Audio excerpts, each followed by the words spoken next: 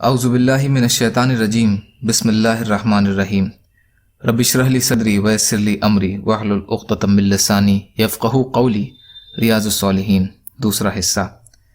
حضرت ابو ایوب رضی اللہ تعالی عنہ سے روایت ہے کہ رسول اللہ صلی اللہ علیہ وسلم نے فرمایا، کسی مسلمان کے لیے جائز نہیں کہ وہ اپنے مسلمان بھائی سے 3 راتوں سے زیادہ قطع تعلق رکھے۔ دونوں کا آمنا سامنا ہو تو یہ اس سے اور وہ اس سے منہ پھیر لیں، اور ان دونوں میں بہتر وہ ہے جو سلام کرنے میں پہل کرے۔ بخاری اور مسلم۔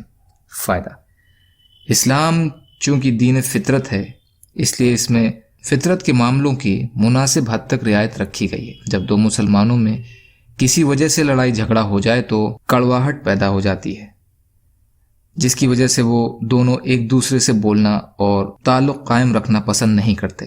شریعت نے اس حقیقی تقاضے کو مانا اور 3 دن تک بول چال بند رکھنے کی اجازت دے دی، لیکن زیادہ دنوں تک قطع تعلق رکھنا دشمنی اور نفرت کا سبب بنتا ہے، جس سے سماجک بگاڑ میں اضافہ، رشتہ داریوں میں گڑبڑی پیدا ہوتی ہے اور دوستانہ تعلق میں خلل پیدا ہوتا ہے۔ اس لیے اس کڑواہٹ کو 3 دن سے زیادہ باقی رکھنے سے روک دیا گیا ہے۔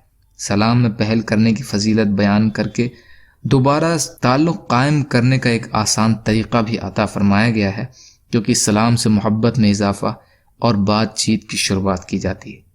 ابو ہریرہ رضی اللہ عنہ روایت فرماتے ہیں کہ رسول کریم صلی اللہ علیہ وسلم نے فرمایا، ہر پیر اور جمعرات کو بارگاہ الہی میں اعمال پیش کیے جاتے ہیں تو اللہ تعالیٰ اس شخص کے چھوٹے گناہ معاف فرما دیتے ہیں جو اللہ کے ساتھ کسی کو شریک نہیں ٹھہراتا ہو، سوائے اس شخص کے کہ اس کے اور اس کے بھائی کے بیچ دشمنی اور نفرت ہو۔ تو اللہ تعالیٰ فرماتے ہیں، ان دونوں کو چھوڑ دو یہاں تک کہ یہ صلح کر لیں۔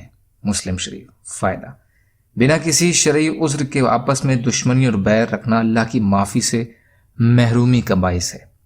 حضرت جابر رضی اللہ تعالیٰ عنہ روایت فرماتے ہیں کہ میں نے رسول کریم صلی اللہ علیہ وسلم کو فرماتے ہوئے سنا، شیطان بے شک ہی اس بات سے مایوس ہو گیا کہ نمازی عرب میں اس کی عبادت کریں گے، البتہ وہ ان کے بیچ فساد ڈالنے میں کامیاب رہے گا۔ مسلم شریف۔ فائدہ: یہ حدیث نبوت کے ترکوں میں سے ہے کہ نبی صلی اللہ علیہ وسلم کی یہ پیشن گوئی سچ ثابت ہوئی کہ مسلمان آپس میں لڑیں گے، جھگڑیں گے اور آپسی قطع تعلق کر لیں گے، اور یہ کام شیطان کی شرارت، اس کے وسوسے ڈالنے کی وجہ سے ہوگا۔ دوسرا یہ کہ نمازیوں سے مراد مسلمان ہیں۔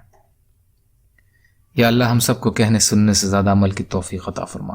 یا اللہ مظلوموں کی مدد فرما، ہم سب کو اپنی استطاعت کے بقدر اپنا حق ادا کرنے والا بنا۔ یا اللہ رحم کا، کرم کا، عافیت کا معاملہ فرما، سچی توبہ کی توفیق عطا فرما۔ جو پریشان حال ہیں ان کی پریشانیوں کو دور کر دے، جو بیماریوں میں ہیں انہیں شفاء کلی عطا فرما، جو قرض میں ہیں یا اللہ ان کے قرضوں کو ادا کروا دے۔ اللہم انا نجعلک فی نحورہم ونعوذ بک من شرورہم۔ سبحانک اللہم بحمدک اشہد ان لا الہ الا انت استغفرک واتوب الیک۔ سبحان ربک رب العزۃ عما یصفون وسلام علی المرسلین والحمد للہ رب العالمین برحمتک یا ارحم الراحمین۔ لا الہ الا اللہ محمد رسول اللہ۔ السلام علیکم۔